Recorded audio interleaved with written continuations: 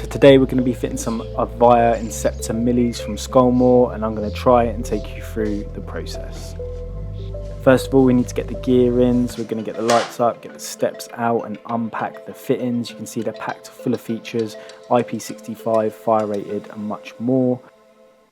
Before we do anything, we need to start setting out the room. So I'm going to grab my tape and start measuring up, just working out what's symmetrical, what's going to look good.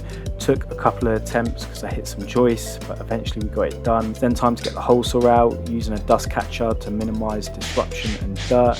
Just getting those holes cut out, 4 of them, nice and easy.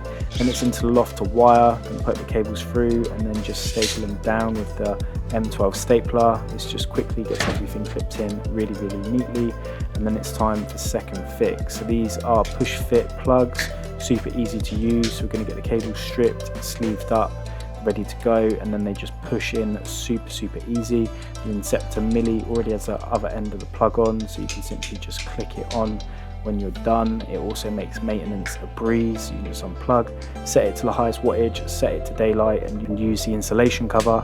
I can then pop the downlight into the ceiling with a really snug fit, and we're good to start doing the joint.